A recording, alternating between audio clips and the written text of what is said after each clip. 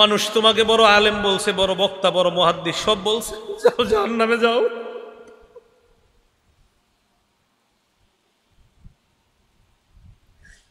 তুমি লড়াই করছো, মানুষ তোমাকে বাহাদুর বলবে এই কারণে, দুনিয়াতে বাহাদুর বলছে, যাও জাহান্নামে যাও।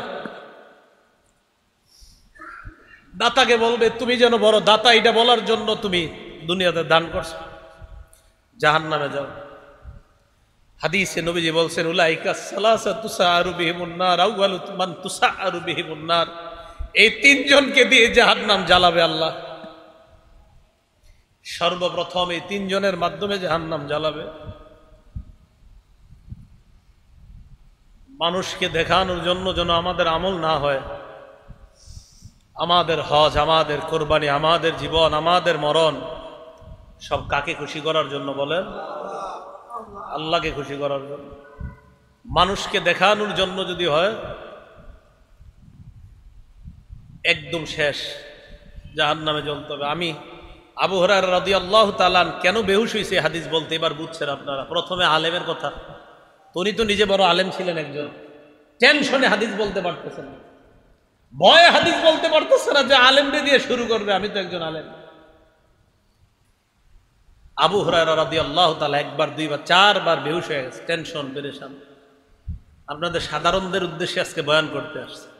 শেষের দিকে কি এক হাদিস মাথায় আসে, এই হাদিস যখন মাথায় আসে তখন আর আপনাদেরকে বয়ান করতে মন চায় না, তখন মন চায় শুধু নিজেরে, আমরা হুজুর যারা আমাদেরকে বয়ান করি, আমরা সাধারণ পাবলিক আপনাদেরকে কি বয়ান করব।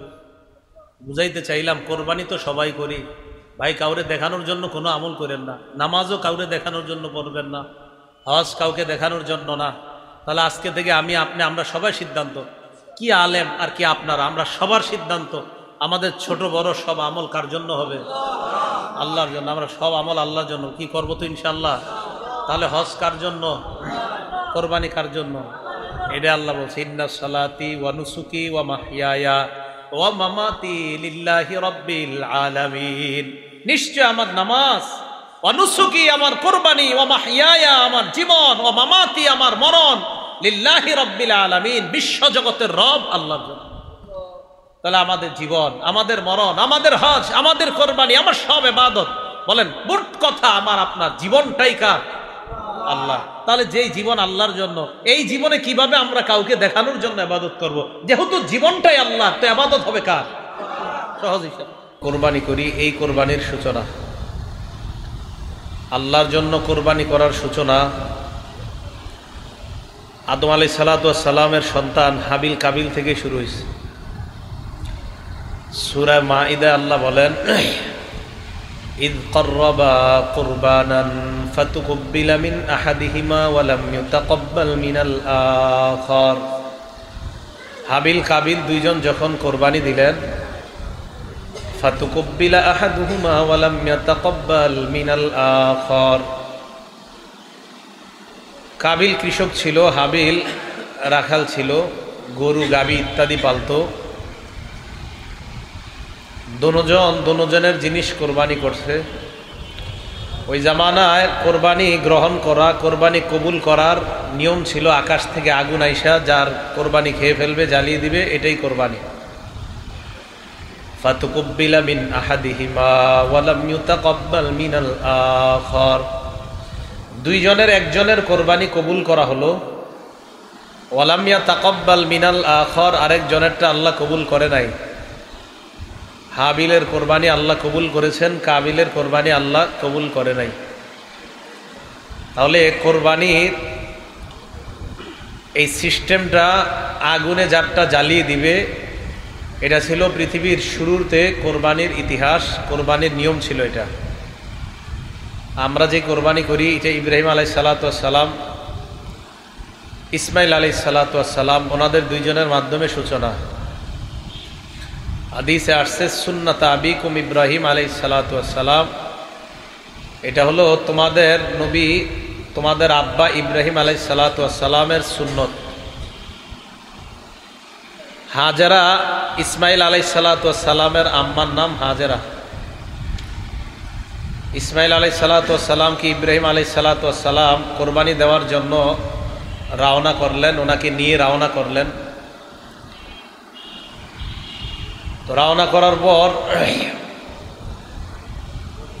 উনি হজ করে হাজী সাহেবরা যেই জায়গায় ওই স্থানগুলোতে গেলেন, আরাফায় গেলেন, মিনায় গেলেন, যেখানে কোরবানি করা হয় ওখানেও গেলেন।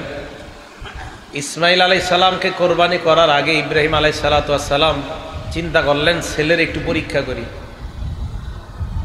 উনি ইসমাইল আলাইহিস সালামকে বললেন, ইন্নী আরা ফিল মানামি আন্নী আযবাহুকা ফানজুর মাযা তারা, আমি স্বপ্নে দেখলাম আমি তোমাকে জবাই করছি। ফানজুর মাযা তারা, তুমি চিন্তা করে দেখো তুমি কি করবা, তোমার কি রায়, তোমার কি খেয়াল, তুমি চিন্তা করে জানাও। এখন ইসমাইল আলাইহিস সালাম যদি চিন্তা করে বলতেন আব্বা আমার জবাই করেন না, ওনার তো দুইটা অপশন আছে বলার, একটা হলো আব্বা আমাকে জবাই করেন, আর একটা কইরেন না। যেহেতু ছেলেরে বলছে তুমি চিন্তা করে জানাও, ওনারে বলার কারণ হলো এই, ইব্রাহিম নবীর চিন্তা হলো আমার ছেলে রাজি হোক বা না হোক কোরবানি তো করবই, বাকি পরীক্ষা করে দেখি সন্তানের ভিতরে আল্লাহর মহব্বত কেমন আছে। তাই বললেন আমি স্বপ্নে দেখলাম আমি তোমাকে জবাই করতেছি। ইসমাইল আলাইহিস সালাম জবাব দিলেন, ক্বালা ইয়া আবাতি ইফআল মা তুমার, আব্বা আপনাকে যে আদেশ করা হয়েছে ইফআল, আপনি ওই আদেশ আল্লাহ যেইভাবে বলছে আপনি ওইভাবেই পালন করেন। সাতাজিদুনি ইনশাআল্লাহু মিনাস সাবিরিন, আপনি আমাকে ধৈর্যশীলদের অন্তর্ভুক্ত পাবেন। আমি পালাবো না, আমি দৌড়াবো না, আপনি আমাকে ধৈর্যশীল পাবেন আপনি যখন আমাকে জবাই করবেন। তো ওনারা দুইজন তৈরি, একজন জবাই করবে আর একজন জবাই হবে। ইসমাইল আলাইহিস সালামকে জবাই করবে। ফালাম্মা আসলামা ওয়াতাল্লাহু লিল জাবিন, দুজন আল্লাহর কাছে আত্মসমর্পণ করলেন। ওয়াতাল্লাহু লিল জাবিন, ইব্রাহিম আলাইহিস সালাম ইসমাইল আলাইহিস সালামকে কোরবানি করার জন্য পুরা রেডি, ছুরি চালাবে। আল্লাহ বলেন ওয়ানাদাইনাহু আইয়া ইব্রাহিম, আমি ডাক দিলাম হে ইব্রাহিম আলাইহিস সালাম, কদ সাদ্দাকতার রুইয়া ইন্না কাযালিকা নাজিল মুহসিনিন, আমি আপনাকে যে স্বপ্ন দেখাইলাম আপনি আপনার স্বপ্ন সত্যায়ন করেছেন। স্বপ্নে বলেছিলাম আপনার সন্তান জবাই করার জন্য, আপনি আপনার স্বপ্ন সত্যায়ন করেছেন। ইন্না কাযালিকা নাজিল মুহসিনিন, আমি এইভাবেই ভালো কাজ যারা করে তাদেরকে আমি প্রতিদান দিয়ে দেই। জিবরিল আমিনকে আল্লাহ পাঠায়া দিলেন, ওয়াফাদাইনাহু বিযিবহিন আযীম, জান্নাতি একটা পশু দিয়ে পাঠিয়ে দিলেন, যাও ইব্রাহিম নবীর কাছে গিয়ে জানা দাও এখন থেকে মানুষ কোরবানি না পশু কোরবানি করার বিধান দিয়ে দিলাম। মানুষ কোরবানি করা লাগবে না, পশু কোরবানি করলেই চলবে। ইব্রাহিম আলাইহিস সালাম যদি ওনার ছেলেরে কোরবানি করতেন আর এই বিধান চালু হইতো, তাহলে আমি আপনি আমাদেরকেও কোরবানি করা লাগতো। কবে কোন ছেলের সিরিয়াল আসতো আল্লাহ ভালো জানে। এই হলো ইব্রাহিম আলাইহিস সালামের থেকে কোরবানির ইতিহাস শুরু হয়ে গেল। আর ওই কোরবানি আমাদের সমাজেও প্রচলন এখন, যাদেরকে আল্লাহ তৌফিক দিছে, সামর্থ্য দিছে, 10, 11, 12 এই তারিখগুলোর মধ্যে যাদের কাছে জাকাত দিতে হয় যেই পরিমাণ টাকা থাকলে, ওই পরিমাণ টাকা যদি এই 3 দিন থাকে তার উপরে কোরবানি ওয়াজিব হয়ে যাবে। তো 52.5 তোলা রূপা, 7.5 ভরি স্বর্ণ, এখানে 52.5 তোলা রূপার সমপরিমাণ যদি টাকা থাকে কারো কাছে, ওই ব্যক্তির উপরই কোরবানি ওয়াজিব হয়ে যাবে। এগুলো কোরবানির কথা। কোরবানি এটা কাউকে দেখানোর জন্য করা যাবে না, এটা আল্লাহকে খুশি করার জন্যই করতে হবে। কাউকে দেখানোর জন্য কিছু করা এটা শিরিক। আল্লাহর সাথে যদি সাক্ষাৎ করতে চাই তাহলে শিরিক মুক্ত ইবাদত করতে হবে। সূরা কাহফের 110 নম্বর আয়াতে আল্লাহ বলেন, ফামান কানা ইয়ারজু লিকা রাব্বিহি ফালইআমাল আমালান সলিহা, যে ব্যক্তি তার রবের সাক্ষাৎ চায় ফাল্লিয়ামাল আমালান সালিহা, সে যেন নেক কাজ করে। ওয়ালা ইউশরিক বিইবাদাতি রাব্বিহি আহাদা, সে যেন তার রবের ইবাদতের ক্ষেত্রে কাউকে অংশীদার না বানায়।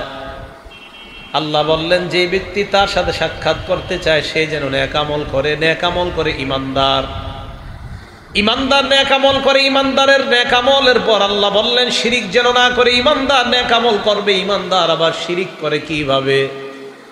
এই শিরিক দ্বারা উদ্দেশ্য হলো ইমানদার আমল করবে, এই আমল যেন কাউকে দেখানোর জন্য না হয়। কাউকে দেখানোর জন্য আমল করা এটাকে গোপন শিরিক বলা হয়, ছোট শিরিক বলা হয়। বুলুগুল মারাম নামক একটা হাদিসের কিতাব, ইবনে হাজার আসকালানী রাহিমাহুল্লাহর বর্ণনা।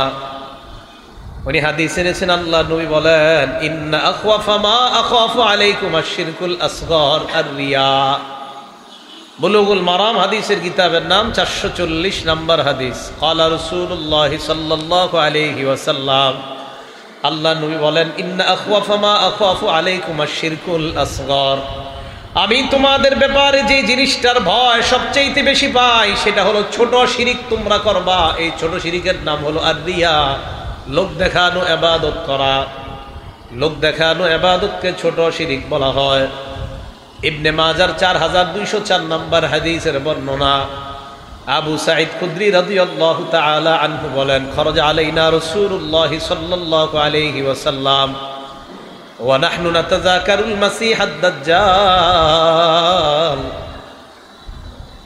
আল্লাহর নবীর সাহাবা আবু সাঈদ খুদরি বলেন আমরা দাজ্জালের ব্যাপারে আলোচনা করছিলাম। দাজ্জাল ভয়ঙ্কর প্রাণী, দাজ্জাল কত বড় ফিতনা হবে দুনিয়ার জন্য, এই ব্যাপারে আমরা আলোচনা করছিলাম।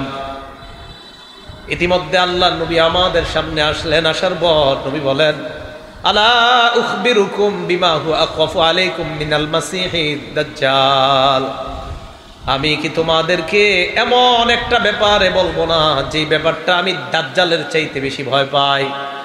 সাহাবারা বললেন এটা আবার কি ইয়া রাসূলুল্লাহ? আল্লাহ নবী বললেন আশ-শিরকুল খাফি, গোপন শিরিক করা। গোপনে শিরিক করা, এই শিরিকে তোমরা লিপ্ত হবা। আমার উম্মত দাজ্জাল তোমাদের জন্য যতটা ভয়ঙ্কর, এই গোপন শিরিক তোমাদের জন্য এর চাইতে আরো বেশি ভয়ঙ্কর।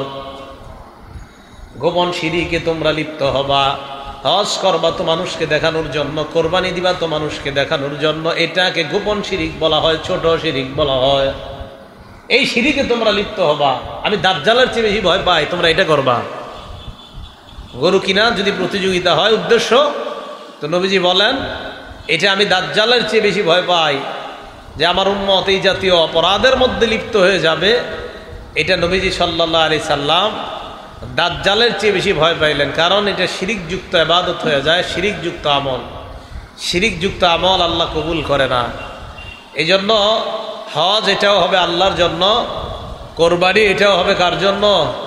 আল্লাহর জন্য কোরবানি হবে। কারণ আল্লাহ পাক রব্বুল আলামিন বলেছেন ওয়াল বুদনা জাআলনাহা লাকুম মিন শাআইরিল্লাহ। এই পশু কোরবানি, ওট কোরবানি ইত্যাদি এগুলা কোরবানি করা আমি তোমাদের জন্য ইসলামের একটা নিদর্শন বানিয়েছি, শিয়ার। এগুলা ইসলামের নিদর্শন। আরেক আয়াতে আল্লাহ বলেন ওয়ালিউকাব্বিরুল্লাহ আলা মা হাদাকুম, মানুষ যেন আল্লাহর বরত্ব বর্ণনা করে। এজন্য আল্লাহু আকবারের দ্বারা কোরবানি শুরু হবে। আরেক আয়াতে আল্লাহ বলছে ওয়ালিয়াযকুরুসমাল্লাহ আলা মা রাযাকাহুম মিন বাহিমাতিল আনআম, আল্লাহ তাদেরকে যে চতুষ্পদ জন্তু দান করেছেন, এই চতুষ্পদ জন্তু জবাই করার সময় তারা যেন আল্লাহর নাম নেয়। একমাত্র আল্লাহর জন্য কোরবানি করা, কোরবানি অন্য কারো জন্য হবে না। কোরবানি আল্লাহ খুশি করার জন্য, আল্লাহর জন্য কোরবানি করা। হজের ক্ষেত্রে একই কথা আসছে হাদিসের মধ্যে, বুখারী শরীফের 1521 নম্বর হাদিস। ক্বালা রাসূলুল্লাহ সাল্লাল্লাহু আলাইহি ওয়াসাল্লাম মান হাজ্জা লিল্লাহি ফালাম ইয়ারফাস ওয়া লাম ইয়াফসুক রাজা'a কায়াউমিন ওয়ালাদাতহু উম্মুহু। নবীজি বলেন কোন মানুষ যদি আল্লাহর জন্য হজ করে, হজের মধ্যে অশ্লীল কথা বলবে না, অশ্লীল কর্ম করবে না, এই ব্যক্তি যখন হজ থেকে ফিরে আসে, মা তাকে জন্ম দিলে যেইভাবে নিষ্পাপ হয়ে যায়, এই বান্দা হজ থেকে নিষ্পাপ অবস্থায় দুনিয়ায় প্রত্যাবর্তন করেন। হজ কোরবানি দুটোটা ইব্রাহিম আলাইহিস সালাতু ওয়াস সালাম থেকেই প্রচলন, মানে হজের ঘোষণাটা ইব্রাহিম নবী দিয়েছেন। কাবা বানানোর পর আল্লাহর কাছে দোয়া করলেন, রব্বানা তাকাব্বাল মিন্না ইন্নাকা আনতাস সামিউল আলিম। আল্লাহ আপনি কবুল করেন, আমাদের থেকে আপনি কবুল করেন। আমি আমার ছেলে যে ঘর বানাইছি এই ঘর আমাদের থেকে আপনি কবুল করেন, আপনি সর্বশ্রোতা সর্বজ্ঞানী। আল্লাহ পাক রব্বুল আলামিন বলে দিলেন, আনতাহিরা বাইতিয়া লিত্তাইফিনা ওয়াল আকিফিনা ওয়ার রুকআইস সুজুদ। আপনি আর আপনার ছেলে আনতাহিরা বাইতিয়া লিত্তাইফিন, আমার ঘরটা পবিত্র করেন, কাবাটা পবিত্র করেন। ওয়াল আকিফিনা, এখানে যারা অবস্থান করবে তাদের জন্য পবিত্র করেন। ওয়ার রুকআইস সুজুদ, যারা রুকু করবে সেজদা করবে তাদের জন্য এই ঘর আপনি পবিত্র করেন। আল্লাহ বললেন, ওয়াযিন ফিন্নাসি বিল হাজ্জি আতুকা রিজালা, মানুষের মাঝে আপনি ঘোষণা দিয়ে দেন, মানুষ যেন ঘোষণা শুনে, আপনার ঘোষণা শুনে মানুষ যেন হজের উদ্দেশ্যে আসে, মানুষ হজ করবে। এটাও ইব্রাহিম নবী ঘোষণা দিলেন। মানুষ কোরবানি করবে, এটাও ইব্রাহিম নবীর পাওয়া সুন্নত। হজ হবে আল্লাহর জন্য, কোরবানিও হবে আল্লাহর জন্য। মুসলমানের সামনে দুইটা গুরুত্বপূর্ণ ইবাদত, একটা হজ আর একটা কোরবানি। উভয় ইবাদত মুসলমান করবে একমাত্র কার জন্য? দুটোটা ইবাদত মুসলমান আল্লাহর জন্য করবে। সেখানে গিয়ে মারা গেলেও লস নাই, মারা গেলেও লাভ আছে। বুখারী শরীফের 1266 নম্বর হাদিস, ক্বালা রাসূলুল্লাহ সাল্লাল্লাহু আলাইহি ওয়াসাল্লাম, হাদিসের বর্ণনা আসছে আল্লাহর নবীর একজন সাহাবা আরাফার ময়দানে অবস্থান করতেছে, ওয়াকিফুন মা রাসূলিল্লাহি সাল্লাল্লাহু আলাইহি ওয়াসাল্লাম বিআরাফা। হাদিসের বর্ণনা, বাইনামা রাজুলুন ওয়াকিফুন মা রাসূলিল্লাহি সাল্লাল্লাহু আলাইহি ওয়াসাল্লাম বিআরাফা, এক ব্যক্তি আল্লাহ নবীর সাথে আরাফার ময়দানে দাঁড়ায় আছে। ইদ ওয়াকা মিন রাহিলা, ওই লোকটা তার বাহন থেকে আরাফার ময়দানে পড়ে যায়। অবস্থান করতেছিল আরাফার ময়দানে, নবীজির পাশেই বাহন থেকে পড়ে গেছে। সাহাবারা বললেন, ইয়া রাসূলুল্লাহ, কি করা যায়?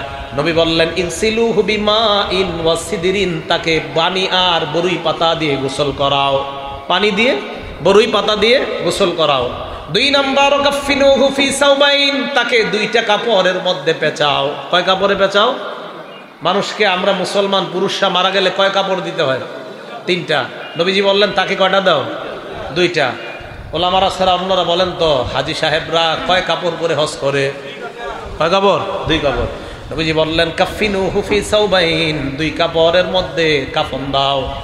ওয়ালা তুহান্নিতুহু, তাকে সুগন্ধি লাগাও না। ওয়ালা তুখাম্মিরু রাসাহু, তার মাথাটা ঢাকবা না।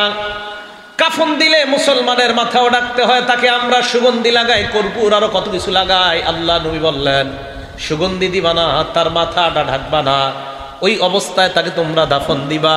ফাইন্নাল্লাহা ইয়াবআসুহু ইয়াউমাল কিয়ামাতি মুলাব্বিয়া, আল্লাহ কিয়ামতের ময়দানে তাকে লাব্বাইক বলা অবস্থায় কিয়ামতের ময়দানে তাকে উঠাবেন। আল্লাহু আকবার, আল্লাহু আকবার, লা ইলাহা ইল্লাল্লাহ, আল্লাহু আকবার, লাব্বাইক আল্লাহুম্মা লাব্বাইক, লা শারীকা লাকা লাব্বাইক, ইন্নাল হামদা ওয়ান নি'মাতা লাকা ওয়াল মুলক লা শারীকা লাকা লাব্বাইক। এই লাব্বাইক বলতে বলতে যিনি মারা গেছে আল্লাহ তাকে উঠাবেন।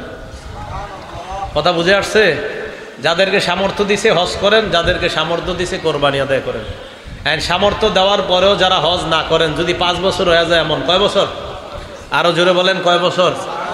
সহিহুত তারগিব নামে একটা কিতাব আছে, 1166 নাম্বার হাদিস, 1166 নাম্বার হাদিস। ক্বালা রাসূলুল্লাহ সাল্লাল্লাহু আলাইহি ওয়াসাল্লাম, ক্বালা আল্লাহু আযজা ওয়া জাল, আল্লাহ নবী বলেন, আল্লাহ হাদিসে কুদসির মধ্যে বলেন, ইন্না আবদান সাহহাতু লাহু জিসমা ওয়া ওয়াসআতু আলাইহি ফিল মাঈশা, কোন বান্দার শরীরটা আমি সুস্থ রাখলাম, তাকে আমি ভরণ পোষণ দিলাম, খাবারের ব্যবস্থা করলাম, রিজিক দিলাম, টাকা পয়সা দান করলাম, অর্থ সম্পদের মালিক বানাইলাম, তার শরীরটা ভালো রাখলাম। ইয়ামজি আলাইহি খামসাতু আওয়াম, 5 বছর হয়ে গেছে লোকটা হজ করে না, 1 বছর করে না, 2 বছর করে না, এইভাবে 5 বছর হয়ে যায়।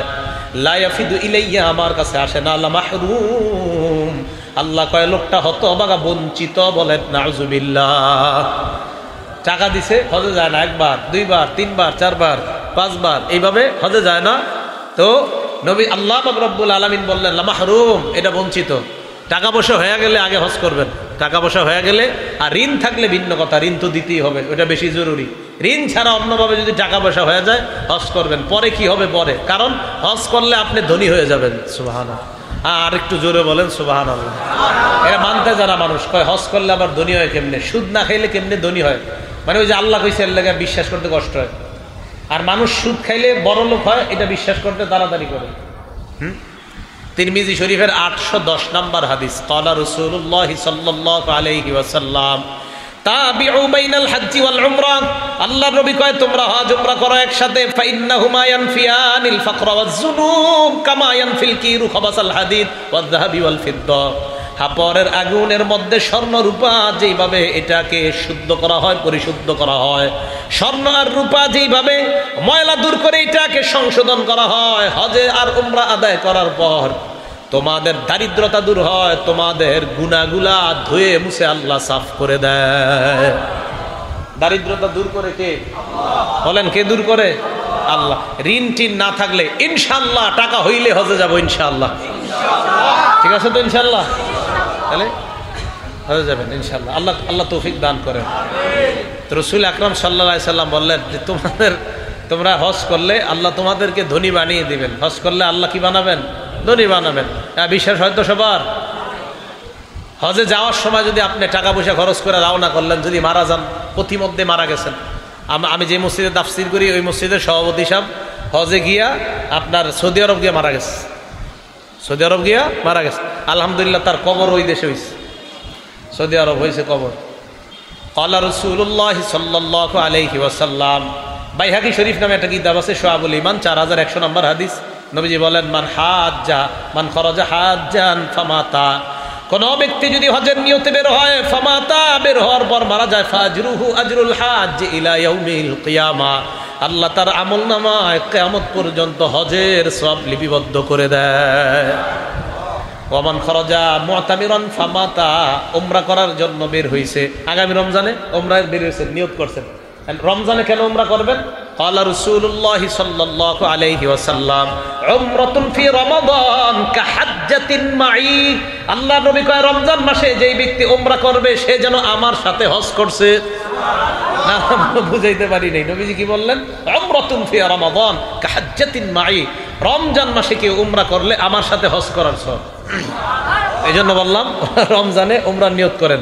তো রমজানে যদি উমরা যান, যাওয়ার পর ফামাতা পথিমধ্যে যদি মারা যান, ফাজরুহু আজরুল মুতামিরি ইলা ইয়াউমিল কিয়ামা, কিয়ামত পর্যন্ত উমরা আদায়কারীর সওয়াব আল্লাহ আপনাকে দিবেন। ওমান খরাজা গাজিয়ান ফি সাবিলিল্লাহ, কোন ব্যক্তি যদি জিহাদের ময়দানে রওনা করে, করার পর পথিমধ্যে মারা যায়, নিয়ত আসেনি?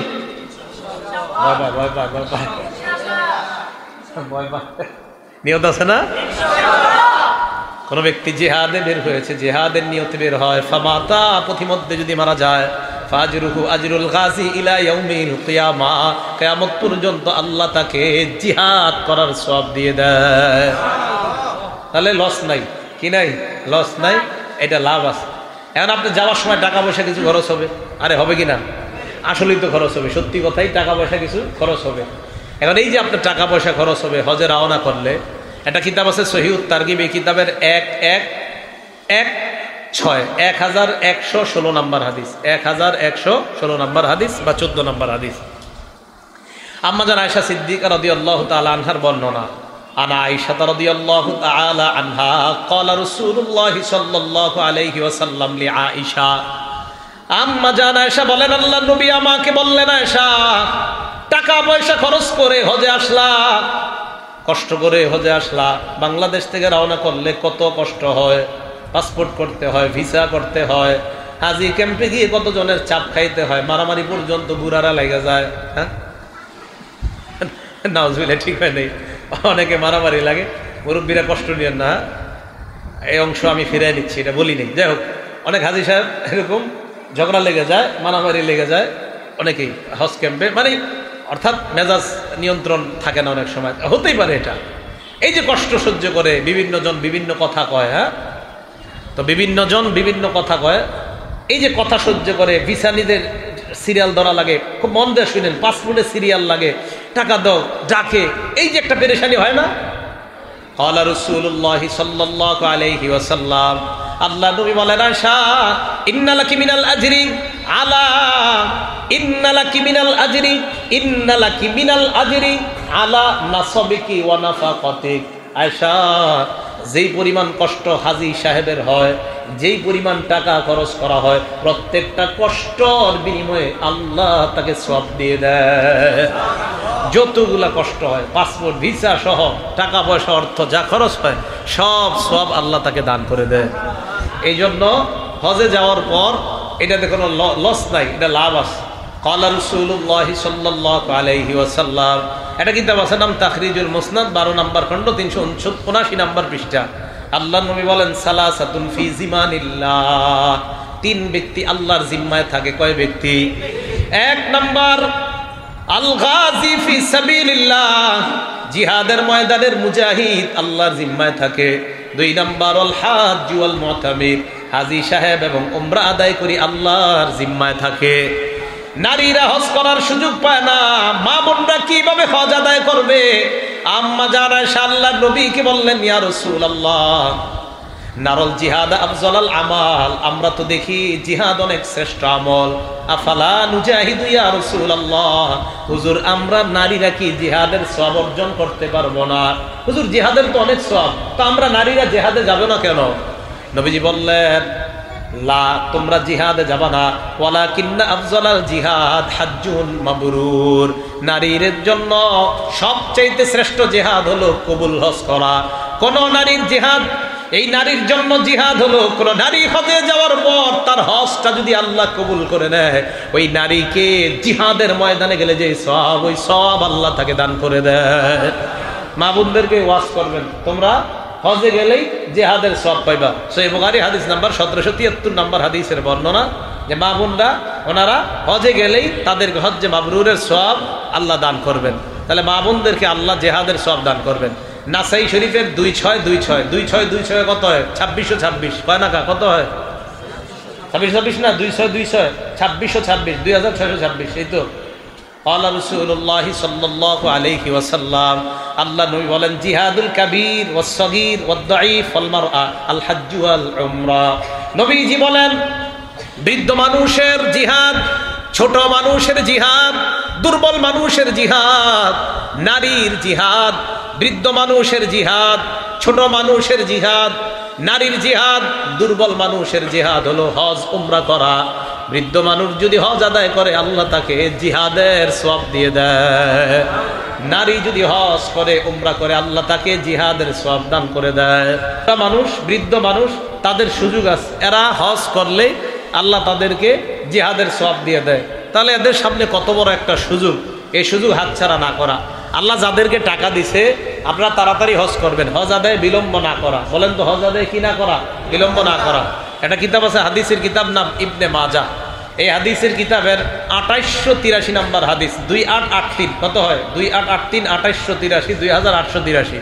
ক্বালা রাসূলুল্লাহি সাল্লাল্লাহু আলাইহি ওয়াসাল্লাম, আল্লাহ নবী বলেন, মান আরাদাল হজ্জা ফালইয়াতাআজ্জাল, কোন ব্যক্তি যদি হজের নিয়ত করে সে যেন তাড়াতাড়ি হজ করে। ফাইন্নাহু কদ ইয়ামরাজুল মারিস, কখনো মানুষ অসুস্থ হয়ে যায়, তুমি হজ আদায় করার জন্য টাকা জমাইলা 5 লাখ 5.5 লাখ, তোমার তো জানা নাই তুমি অসুস্থ হয়ে যেতে পারো। কখনো কখনো প্রয়োজনীয় জিনিস হারায় যায়, এমন হইতে পারে আপনার জমানো টাকা ডাকাতে নিয়ে যাবে, চোরে নিয়ে যাবে। আপনি টাকা জমায় টমায় রাখছেন, আগামী বছর না, পরের বছর না, পরের বছর না, পরের বছর, এই খালি পরের বছর করতেছেন, চোরে টাকা নিয়ে যেতে পারে। তারিদুল হাজা, প্রয়োজন আপনার সামনে এসে যেতে পারে। এই যে করোনা ভাইরাস নামক প্রয়োজন আসার কারণে কত হাজী সাহেবদের জমানো টাকা শেষ, হজ করতে পারে নাই। কি করতে পারে নাই? হজ করতে পারে নাই। আহারে, ভাগ্য খারাপ, হজ যাইতে পারে নাই।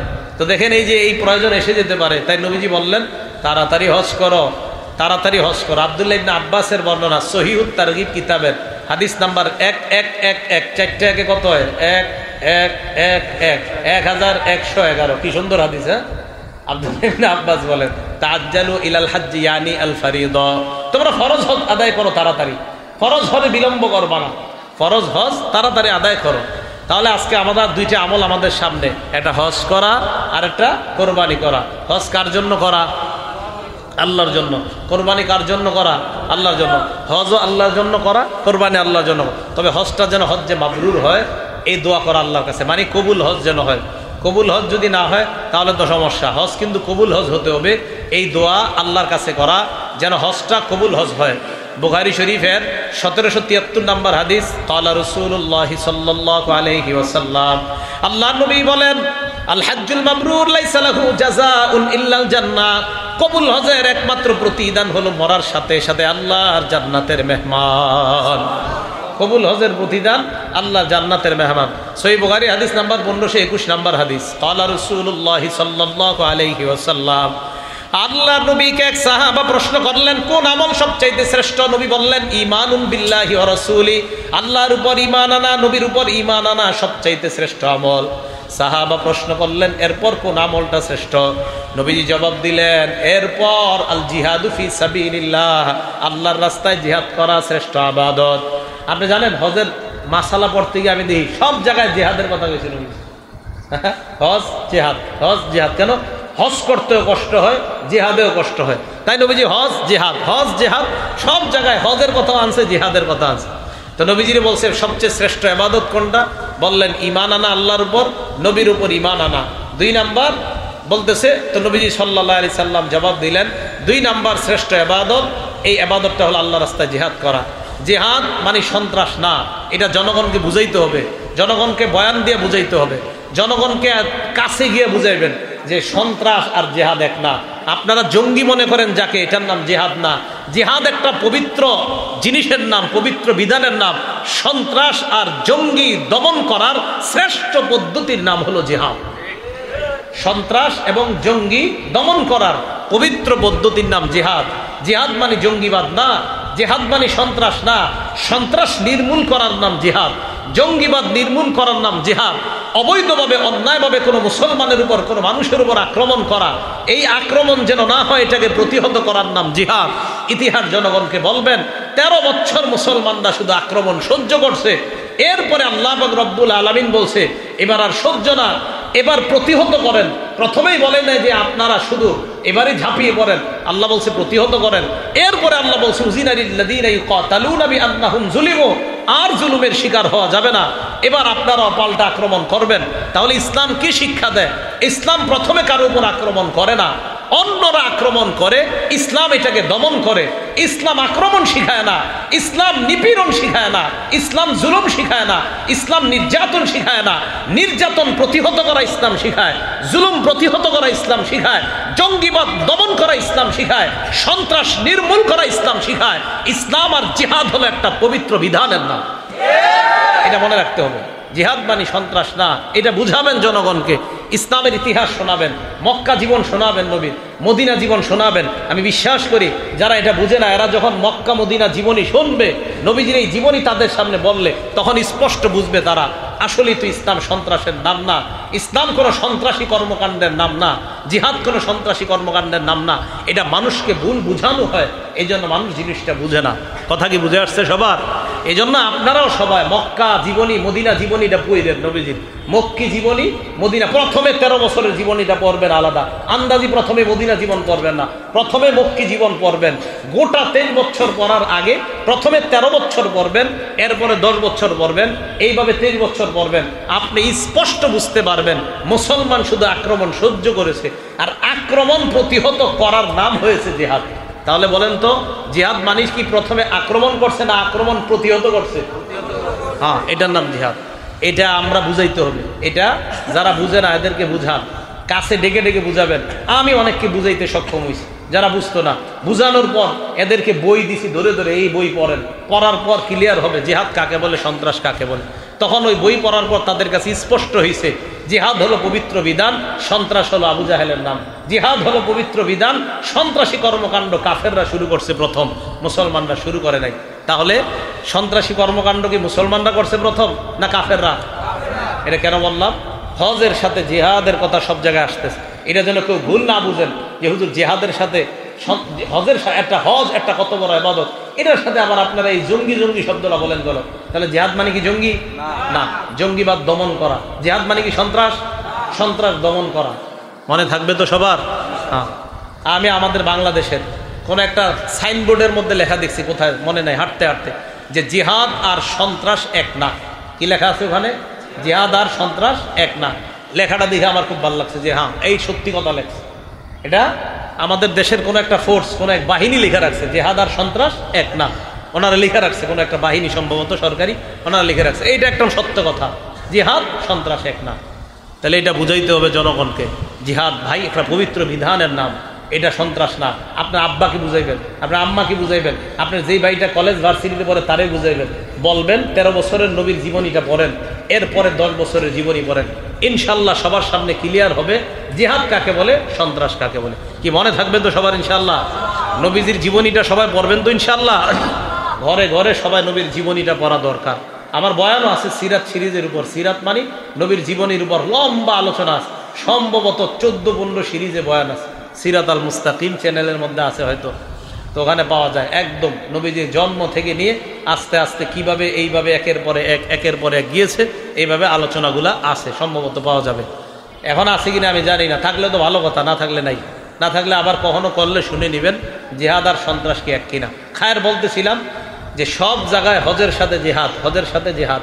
তো রসুল আকরাম সাল্লাল্লাহু আলাইহি সাল্লাম বললেন 2 নাম্বার আল্লাহর কাছে প্রিয় আমল জিহাদ করা। পরে প্রশ্ন করলো হুজুর এরপর সবচেয়ে শ্রেষ্ঠ আমল কোনটা? নবীজি বললেন হাজ্জুন মাবরুর, হজ্জে মাবরুর, কবুল হজ করা। এই কবুল হজ হলো এরপরে সবচাইতে শ্রেষ্ঠ ইবাদত। বুখারী শরীফের 1521, 1520, 1521, 1573 এই সব হাদিসগুলা হজের ব্যাপারে, জিহাদের ব্যাপারে। তাহলে হজ এবং জিহাদ একসাথে আসাটা বুঝতে হবে আমাদের, হজও আল্লাহর জন্য, জিহাদও আল্লাহর জন্য। বাকি পাশে আমরা ব্যাখ্যাটা করে দিব যে জিহাদ মানি এটা সন্ত্রাস না। আমাদের অনেক হাজী সাহেবরা হজে যাওয়ার সময় এই বয়ান শুনলে অনেক অবুঝ বলতে পারে, এটা আবার কি করলেন জিহাদ, হজের সাথে আপনি আবার এটা কোন বয়ান লাগাইলেন? তখন বুঝাই দিতে হবে যে ভাই আসলে আসলে বিষয়টা এমন। আল্লাহ আমাদের, আপনারা কি মোটামুটি বুঝছেন জিহাদ আর সন্ত্রাস কি এক না? এটা সম্পূর্ণ আলাদা। এটা শুধু এই জায়গায় মাথা নাড়াইলে হবে না, লোকদেরকে ধরে ধরে বুঝাবেন, এই সত্যি কথাটা মানুষকে বুঝাবেন। মাদ্রাসার হুজুররা কি সব দায়িত্ব নিছে? আপনারাও নিতে হবে। খালি চান যে হুজুররা সব বাড়ি খাক, পিঠা বুড়া খাক, আপনারা না খান, এই জন্য আপনারাও বুঝাবেন সবাইকে। আল্লাহ তৌফিক দান করেন। তো রাসূল আকরাম সাল্লাল্লাহু আলাইহি সাল্লাম আমাদেরকে বলে দিলেন এই 2 ইবাদত করতে গিয়ে আমরা যেন লোক দেখানো ইবাদত না করি। আল্লাহ আমাদের সকলকে লোক দেখানো ইবাদত যেন আমরা না করি, এই ইবাদত থেকে আমাদেরকে বেঁচে থাকার তৌফিক দান করেন। লোক দেখানো ইবাদত বলতেছিলাম শিরিক, ছোট শিরিক আর হলো গোপন শিরিক। এই গোপন শিরিক আর ছোট শিরিক কোনো আমলের সাথে লাগলে এই আমলের ব্যাপারে আল্লাহ বলে আমি এই আমল থেকে মুক্ত, বলেন নাউজুবিল্লাহ। ইবনে মাজাহ কিতাবের নাম, হাদিস নাম্বার 4202 নাম্বার হাদিস। ক্বালা রাসূলুল্লাহ সাল্লাল্লাহু আলাইহি ওয়াসাল্লাম, আল্লাহ নবী বলেন ক্বালাল্লাহু আযজা ওয়া জাল, আল্লাহ বলেন আনা আগনা শুরাকা ইয়ানি শিরকি, আমি যারা আমার সাথে শিরিক করে তাদের সাথে আমি আল্লাহ পুত পবিত্র, তাদের থেকে আমি আল্লাহ পূর্ণ পবিত্র। শিরিককারীদের সাথে আমি আল্লাহ নাই। আল্লাহ বলেন ফামান আমিলা লি আমালা, আমার জন্য যদি কেউ আমল করে, বলেন তো আমরা কোরবানি করি কার জন্য? হজ করি কার জন্য? আল্লাহ বলে আমার জন্য যদি কেউ আমল করে, আশরাকা ফীহি গায়রি, এই আমলের মধ্যে যদি আমি ছাড়া অন্য কাউকে অংশীদার বানায়। দেখেন কি বলে আল্লাহ, আল্লাহ বলে আমার জন্য যদি আমল করে, এই আমলের মধ্যে যদি অন্য কাউকে অংশীদার বানায়, তাহলে আল্লাহ বলেন আনা বারিউম মিনহু, আমি এই আমল থেকে মুক্ত, এই আমলের ব্যাপারে আমি জানি না। ওয়া হুয়া লিল্লাযী আশরাকা, সে যে আমল করছে, যার জন্য করছে তার জন্য হবে, আমি আল্লাহ এই আমল কবুল করব না, বলেন নাউজুবিল্লাহ। কোরবানি যদি আল্লাহর জন্য করেন তাহলে আল্লাহ কবুল করবে, কোরবানি যদি গায়রুল্লাহর জন্য করেন আল্লাহ কবুল করবে না। এবার শোনেন, আপনি বললেন আমি আল্লাহর নামে কোরবানি করলাম, আবার সাথে ওনার নাম বললেন, আল্লাহ বলে দিয়েছেন এই কোরবানি ওনার জন্যই হবে, আমার জন্য হবে না, আমি এই কোরবানির মধ্যে নাই। তাহলে আমল হবে একমাত্র আল্লাহর জন্য, এটার মধ্যে শিরিক করা যাবে না। আর শিরিকের আরেকটা বিষয় হলো আপনি রিয়া করা, আমি বড় গরু জবাই করতেছি, মানুষ যেন দেখে আর বলে আহ দেখ কত বড় গরু। তো আল্লাহ বলেন আমি এই জাতীয় আমল থেকে মুক্ত, এই জাতীয় আমলের সাথে আমি নাই। এবার আরেকটা হাদিস শোনেন, কিয়ামতের ময়দানের বিভীষিকাময় মুহূর্তে, ইবনে মাজাহ হাদিসের কিতাবের নাম 4203 নম্বর হাদিস। এই হাদিসের কিতাবের মধ্যে আসছে ক্বালা রাসূলুল্লাহ সাল্লাল্লাহু আলাইহি ওয়াসাল্লাম, আল্লাহ নবী বলেন, ইদা জামা আল্লাহুল আউয়ালিন ওয়াল আখিরিন, আল্লাহ পাক রব্বুল আলামিন কিয়ামতের ময়দানে পূর্বাপর সকলকে যখন একত্রিত করবে, করার পর নাদা মুনাদিন, একজন আহ্বানকারী ঘোষণা করবে কিয়ামতের ময়দানে, ঘোষণা করে বলবে, শোনো, ফামান আশরাকা ফি আমালিন আমিলাহু লিল্লাহ। দেখেন কি কয়, কোন ব্যক্তি এমন আমল করছে যে আমলটা আল্লাহর জন্য করছে, তবে করার সময় আমলের মধ্যে শিরিক করছে, রিয়া করছে, ওই ব্যক্তি বলবে কিয়ামতের ময়দানে, শোনো তোমরা, ফাল্লাতুব সাওয়াবাহু মিন ইনদি গায়রিল্লাহ, যাদেরকে দেখানোর জন্য তুমি আমলটা করছো তাদের কাছে সওয়াব চাও, তাদের কাছে সওয়াব তালাশ করো, আল্লাহ তোমাদেরকে সওয়াব দিবে না। তোমরা যাদেরকে দেখানোর জন্য ইবাদত করছিলা তাদের কাছে সওয়াব তালাশ করো, আল্লাহ তোমাদেরকে সওয়াব দিবে না। তো বলবে ফাল্লাতুব সাওয়াবাহু মিন ইনদি গায়রিল্লাহ, সেজন্য আল্লাহ ছাড়া অন্য কারো কাছে সওয়াব তালাশ করে। কেউ যদি কোরবানি আল্লাহ ছাড়া অন্য কারো জন্য করে, ইবাদত যদি আল্লাহ ছাড়া অন্য কারো জন্য করে, তো কিয়ামতের ময়দানে এই ব্যক্তি, আল্লাহ পাক রব্বুল আলামিন তার ব্যাপারে আল্লাহর একজন ফেরেশতা বলবে যে আল্লাহর কাছ থেকে আজকে সওয়াব চেও না, অন্য কারো কাছে সওয়াব চাও। তিরমিজি শরীফের 2383 নম্বর হাদিসের বর্ণনা, রিয়াকারীর আমল যে আল্লাহ কবুল করে না। এই জায়গায় হেফজখানার ছাত্র কারা কারা? হ্যাঁ, দেখি হাত তোলো তো, মাশাআল্লাহ, হাত নামাও। তোমরা হাফেজ হইতেছো এই নিয়তে? হ্যাঁ, ইনশাল্লাহ তারাবি পড়ায়া টাকা টুকা পাইবা, এই জাতীয় কোনো নিয়ত নাই তো কারো? হ্যাঁ, এই জাতীয় কোনো নিয়ত করা যাবে না যে হাফেজ উমু হওয়ার পর। ফতুয়া আমি দিচ্ছি না, ফতুয়া কি এটা নুরিয়া মাদ্রাসার ফতুয়া বিভাগ দিবে, হ্যাঁ, লালবাগ মাদ্রাসার ফতুয়া বিভাগ দিবে। ডাইরেক্ট সরাসরি তারাবি পড়া টাকা নেওয়া জায়েজ না, না জায়েজ, এটা ফতুয়া বিভাগ দিবে, ফতুয়া। বাকি আমি বলছি এই জাতীয় নিয়ত যেন না হয় যে আমি বড় হইলে তারাবি পড়ামো, হাফেজ হয়েছি একজন, মার্শাল্লাহ ভালো হাফেজ, তো আমি এরকম টাকা নিয়ে যদি তারাবি পড়াইতে হয় তো কম টাকা নিয়ে দরকার কি, সিলেট চট্টগ্রাম চলে যাইবা, 1.5 লাখ 2 লাখ দিয়ে দেয়, আমি মনে করি আর কি। নিলে কম কেন, 20-30 নিয়ে লাভ আছে, নিলে বেশি। আচ্ছা যাই হোক, আমি যেটা বুঝাইতে চাইছি, বাপ মা যারা আছেন এই নিয়ত যেন না থাকে, ছেলেটা হাফেজ বানাইলাম যে তারাই পড়াবে, কিছু আসবে, এই নিয়ত বাপ মারও যেন না থাকে। হাফেজ যারা হইতেছ তোমাদেরও যেন এই নিয়ত না থাকে, অন্তত রমজান মাস আসলেও তো পকেটটা ভারী হবে, এই নিয়ত যেন না থাকে। কেন থাকবে না? এই নিয়ত থাকলে সমস্যা আছে। 1, 2, হাফেজ যারা হইতেছ এই নিয়ত যেন না থাকে, আমি ইন্টারন্যাশনাল হাফেজ হব, এটা ভালো কথা, ইন্টারন্যাশনাল হাফেজ হওয়া ভালো কথা। হওয়ার পর আমাকে জনগণ চিনবে, জানবে, আর বলবে আহ অমুকে অত বড় হাফেজ, এই নিয়ত হইলে সমস্যা। আন্তর্জাতিক হাফেজ ভালো, মাশাআল্লাহ, এটা হওয়া দরকার, এটা হলে ভালো, খারাপ না। যদি কেউ ভালো পর্যায়ে যায়, ভালো প্রতিযোগিতা হয়, আমাদের দেশে মাশাআল্লাহ ছেলেরা প্রতিযোগিতা করতে ভালো, কিন্তু এই নিয়ত যেন না হয় আহ আমি বড় হাফেজ হব, আমাকে সবাই দেখবে, বাহবা দিবে, এটা যেন না হয়। তিরমিজি শরীফের 2383 নম্বর হাদিস, 2383 মনে রাখবা। ক্বালা রাসূলুল্লাহ সাল্লাল্লাহু আলাইহি ওয়াসাল্লাম, আল্লাহ নবী বলেন, তাআওয়াযু মিন হুব্বিল হাযান বা মিন হুব্বিল হুজুন। নবীজি বলেন, তোমরা হুব্বুল হাযান থেকে বিরত হও, তোমরা হুব্বুল হাযান থেকে আল্লাহর কাছে পানাহ চাও। হাফেজ সাহেবরা বলো তো জোরে, কি হুব্বুল হাযান? বলো হুব্বুল, সবাই বলো হুব্বুল হাযান। এবার সবাই বলেন হুব্বুল হাযান। হ্যাঁ, মাদ্রাসার হেফজখানা হুজুররা ছাত্রদেরকে ডেলি এটা পড়াইবেন, এই তোমরা হুব্বুল হাযান থেকে পানাহ চাও। তো সাহাবারা বললেন, ইয়া রাসূলুল্লাহ ওয়া মা হুব্বুল হাযান বা ওয়া মা হুব্বুল হুজুন? হুব্বুল হাযান কি হুজুর আপনার কাছে জানতে চাই। আল্লাহ নবী বলেন, ওয়াদিন ফি জাহান্নাম, হুব্বুল হাযান হলো জাহান্নামের একটা এলাকার নাম, জাহান্নামের একটা এলাকার নাম। তাতাআওয়াযু মিনহু জাহান্নামু কুল্লা ইয়াউমিন মিআতা মাররা, জাহান্নাম এই এলাকা থেকে আল্লাহর কাছে দৈনিক 100 বার পানাহ চায়। কার এলাকা? জোরে বলেন, কার এলাকা? জাহান্নাম, জাহান্নামের নিজের এলাকা থেকে আল্লাহর কাছে, আল্লাহ তোমার কাছে পানাহ চাই, পানাহ চাই দৈনিক কয়বার? কয়? ওর ঘর, ওই থেকে আল্লাহর কাছে পানাহ চাই দৈনিক 100 বার, নিজের ঘর থেকে। জাহান্নাম তারই একটা ঘর, হুব্বুল হাযান বা হুব্বুল হুজুন। ইবনে মাজাহ হুব্বুল হুজুন, তিরমিজিতে হুব্বুল হাযান। এই হুব্বুল হাযান থেকে জাহান্নাম আল্লাহর কাছে দৈনিক কয়শো বার ক্ষমা চায়, পানাহ চায়? আচ্ছা, ওর ঘর থেকেও পানাহ চায়। সাহাবারা ভয় পেয়ে গিয়া বলে, ইয়া রাসূলুল্লাহ ওয়া মান ইয়াদখুলুহু, এখানে কারা প্রবেশ করবে? নবীজি জবাব দিলেন, আল কুররাত, কারি সাহেবরা, কোরআন পড়নেওয়ালারা, তারা। হ্যাঁ, কোরআন পড়নেওয়ালারা, আল মুরাউনা বিআমালিহিম, যারা তাদের কর্ম মানুষকে দেখায়। কর্ম দেখানোর নিয়ত থাকা যাবে না। হ্যাঁ, কর্ম দেখানোর নিয়ত থাকা যাবে না। আমরা যারা আলোচনা করি বক্তা, হ্যাঁ, এই যে আমি নিজেও, খবর আছে, ভয়ঙ্কর খবর আছে। কি খবর আছে? তিরমিজি শরীফের 2382 নাম্বার হাদিস, 2382 নাম্বার হাদিসে কি কয় দেখেন। তাহলে এটা হলো আমরা আলেম যারা আছি, এই যে হাদিসটা বললাম সবার জন্য ভাই। কোরআন দ্বারা উদ্দেশ্য যদিও হাফেজ, কিন্তু এই জায়গায় এই কোরআন দ্বারা উদ্দেশ্য হাফেজ আলেম যারা সব একদম সবাই, কাউকে দেখানোর জন্য হবে না, একমাত্র আল্লাহকে খুশি করার জন্য। তাহলে আমি শুধু হাফেজদের থেকে শুনতে চাই, আমরা হাফেজ হব কাকে খুশি করার জন্য? আল্লাহকে, বাস। হ্যাঁ, আল্লাহকে খুশি করার জন্য কিছু করলে দুনিয়ার যে প্রয়োজন আছে প্রয়োজন আল্লাহ পুরা করে দিবেন ইনশাআল্লাহ। দুনিয়ার প্রয়োজন আল্লাহ পুরা করে দিবে, আল্লাহ পুরা করে দিবে। এবার ওলামায়ে কেরাম আমরা যারা আছি, ওলামা, তোলাবা, দাতা, সবাই একটা হাদিস শুনি। তিরমিজি শরীফের 2382 নাম্বার হাদিস। এই হাদিসের বর্ণনাকারীর নাম সুফাই আল আসবাহি। উনি মদিনায় আসছে। মদিনায় আসার পর দেখে ফাইজা হুয়া বিরাজুলিন কদ ইজতামা আলাইহিন নাস, এক ব্যক্তিকে ঘিরা রাখছে অনেক মানুষ। উনি বললেন মান হাযা, এটা কে?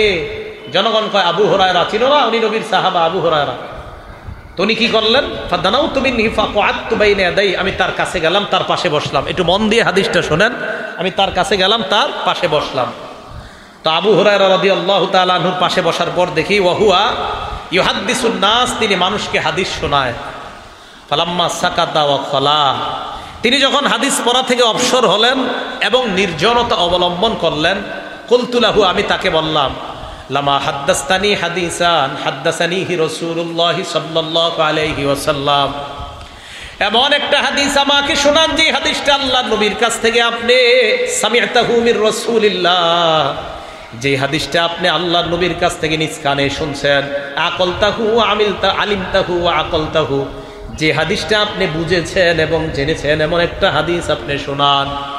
আবু হুরায়রা জবাব দিলেন, লা আফআলু, আমি তোমাকে শোনাবো, লা উহাদ্দিসান্নাকা হাদিসান হাদ্দাসানিহি রাসূলুল্লাহ, আমি তোমাকে এমন একটা হাদিস শোনাবো যে হাদিসটা আল্লাহর নবী আমাকে শোনাইছেন, এই হাদিসটা আমি তোমাকে শোনাবো। ফানাশাগা আবু হুরায়রা নাশগাতান, আবু হুরায়রা সাথে সাথে বেহুশ হয়ে গেছে। কি হয়ে গেছে? হাদিস কিন্তু কয় নাই, বেহুশ হয়ে গেছে। আবু হুরায়রার হুঁশ ফিরে আসছে। আসার পর আবু হুরায়রা আবার বললেন, লা উহাদ্দিসান্নাকা হাদিসান হাদ্দাসানিহি রাসূলুল্লাহ ফি হাযাল বাইতি মানা মা মানা আহাদুন গায়রি ওয়া গায়রু, আমি তোমাকে এমন একটা হাদিস শোনাবো যে হাদিস আল্লাহ নবী আমারে এই ঘরের মধ্যে শোনাইছে, আমি আর আল্লাহ নবী ছাড়া ঘরের মধ্যে কেউ ছিল না। সুম্মা নাশাগা আবু হুরায়রা নাশরাতান উখরা, আবু হুরায়রা আবার বেহুশ হয়ে গেছে। কয়বার? হাদিস কয় না। আবু হুরায়রা বলেন, লা উহাদ্দিসান্নাকা হাদিসা, আমি তোমাকে এমন একটা হাদিস শোনাবো, হাদ্দাসানিহি রাসূলুল্লাহ ফি হাযাল বাইত মা মা'না আহাদুন গায়রি ওয়া গায়রু, আমি আর নবী ছাড়া এই ঘরে কেউ ছিলাম না। এই কথা বলার পর আবু হুরায়রা আবার বেহুশ হয়ে গেছে। কি এমন হাদিস যে হাদিস বলতে পারে না?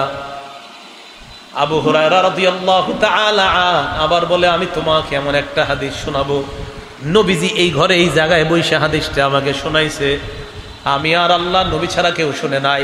হাদিসটা আমি শুনছি, বুঝছি, আবার ভালোভাবে অনুধাবন করছি। আবার আবু হুরায়রা বেহুশ হয়ে গেছে 4 বার। আবার হুশ ফিরে আসার পর ফালাম্মা মার খাররান আলা ওয়াজহি মালা খাররান আলা ওয়াজহি, আবু হুরায়রা মাটির মধ্যে পড়ে যাওয়ার উপক্রম, আসনাতুহু আলাইয়া, আমি আবু হুরায়রার শরীরটা আমার শরীরের সাথে লাগাইলাম। দীর্ঘ সময় পর্যন্ত আমি তাকে এইভাবে আটকায় রাখলাম। হুশ ফিরে আসার পর আবু হুরায়রা বললেন, ইন্নাল্লাহা ইযা কানা ইয়াউমুল কিয়ামা ইয়ানজিলু ইলাল ইবাদ, কিয়ামতের ময়দানে আল্লাহ বান্দাদের সামনে আসবেন, লিয়াকজিয়া বাইনাহুম, বান্দাদের মাঝে বিচার করবে। আউয়ালু মা ইয়াদউ বিহি রাজুলুন তাআল্লামাল ইলমা, সর্বপ্রথম আল্লাহ এমন বান্দাকে ডাকবে যেই বান্দা ইলম শিখছে।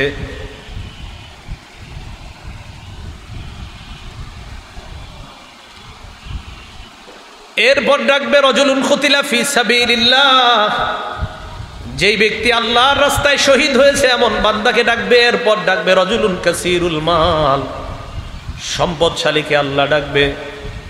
প্রথমে আলেমকে আল্লাহ বলবে আলাম উআল্লিমকা মা আনজালতু আলা রাসূলি, আমি কি তোমাকে এমন বিদ্যা শিক্ষা দেই নাই যে বিদ্যা আমি আমার নবীর উপর নাজিল করেছিলাম।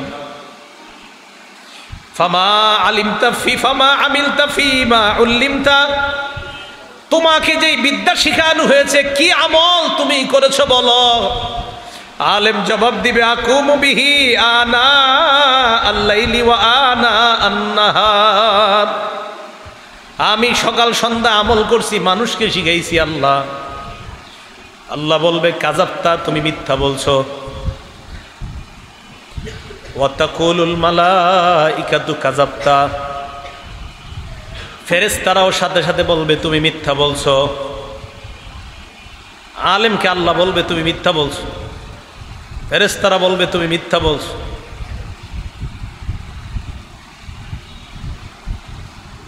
এরপর আল্লাহ শহীদকে ডাক দিয়ে বলবে তুমি কেন শহীদ হয়েছে বলো।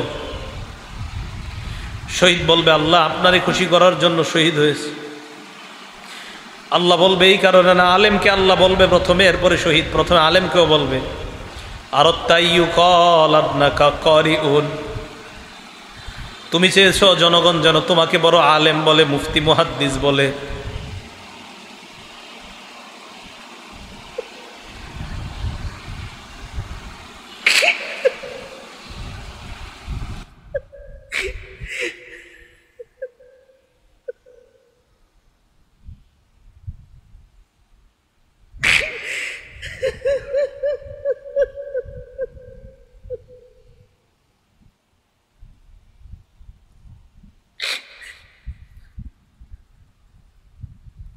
মানুষ তোমাকে বড় আলেম বলছে, বড় বক্তা, বড় মুহাদ্দিস সব বলছে, যাও জাহান্নামে যাও।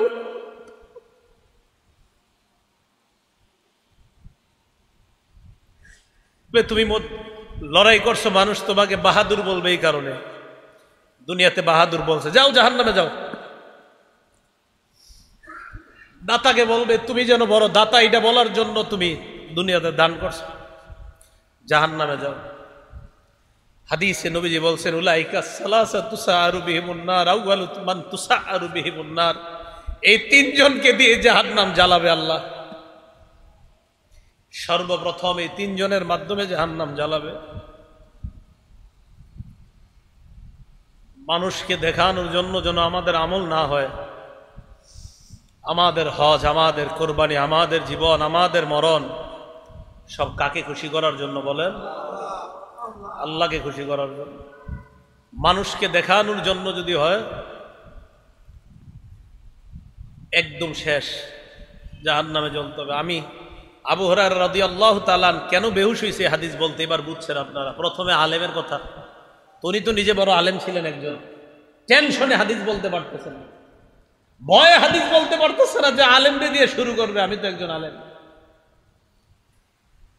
আবু হুরায়রা রাদিয়াল্লাহু তাআলা একবার, দুইবার, চারবার বেহুশ হয়ে গেছে, টেনশন পেরেশান। আপনাদের সাধারণদের উদ্দেশ্যে আজকে বয়ান করতে আসছে।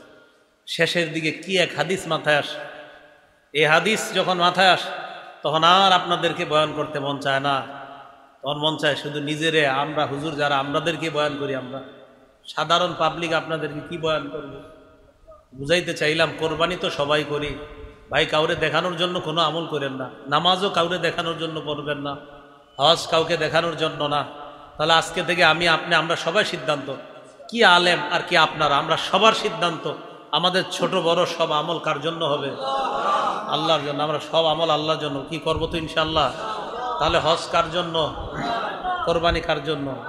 এটা আল্লাহ বলছে ইন্না সালাতি ওয়া নুসুকি ওয়া মাহইয়ায়া ওয়া মামাতি লিল্লাহি রাব্বিল আলামিন, নিশ্চয় আমার নামাজ, ওয়া নুসুকি আমার কোরবানি, ওয়া মাহইয়ায়া আমার জীবন, ওয়া মামাতি আমার মরণ, লিল্লাহি রাব্বিল আলামিন বিশ্ব জগতের রব আল্লাহর জন্য। তাহলে আমাদের জীবন, আমাদের মরণ, আমাদের হজ, আমাদের কোরবানি, আমার সব ইবাদত, বলেন মোট কথা আমার আপনার জীবনটাই কার? আল্লাহ। তাহলে যেই জীবন আল্লাহর জন্য, এই জীবনে কিভাবে আমরা কাউকে দেখানোর জন্য ইবাদত করব?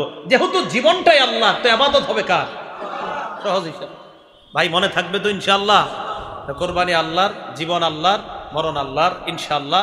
তো এই মাদ্রাসাটার প্রতি ইনশাআল্লাহ আপনারা খেয়াল রাখবেন।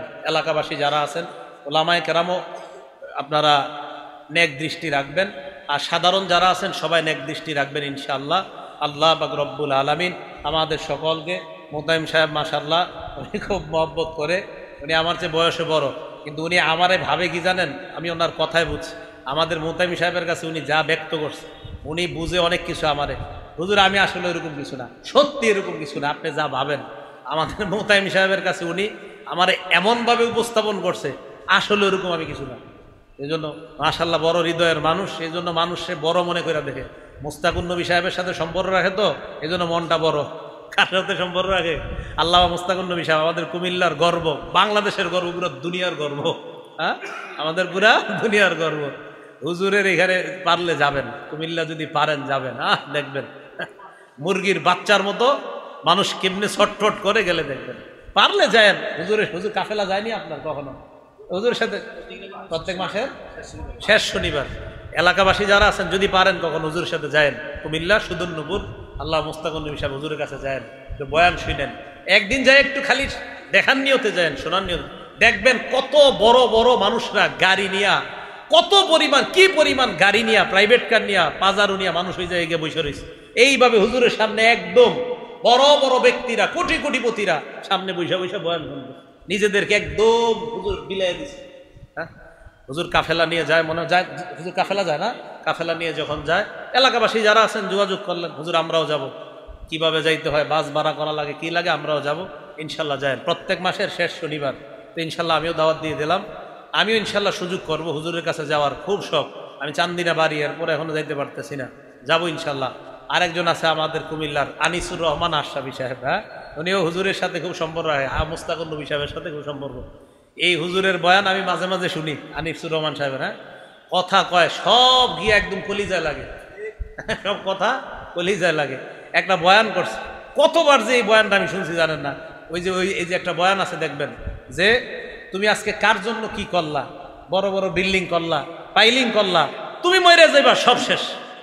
এটা জানেন না, এত হিট করছে এই বয়ান, দিলে হিট করে। কি কইল উনি বলতেছে যে আমার বাবা নাই, দাদা নাই, দাদি নাই, কেউ নাই, কিচ্ছু নাই, মিয়া আমিও থাকবো না।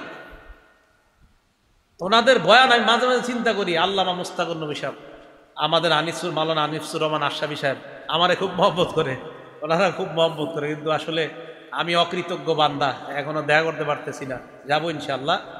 হুজুর আনিসুর রহমান আশরাফি সাহেব দেখবেন কোনো সুর সার কিচ্ছু নাই, কথা গিয়া শুভ লাগে, দিলে একদম হিট করে। কি আজীব এক ইয়া, আমলি মানুষ তো, আমলি মানুষ তো যা কয় তাই ভালো লাগে। আমলি মানুষ দেখবেন যা কইব এটাই ভালো লাগে। আপনারা যদি একটা থাবরও দেয় আমলি মানুষ, জি হুজুর মারেন, আমারে মারেন, তাও ভালো লাগবে। যাই হোক, আমলি মানুষদের কাছে বেশি বেশি যাবেন, যারা আমল করে তাদের কাছে খুব বেশি যাবেন।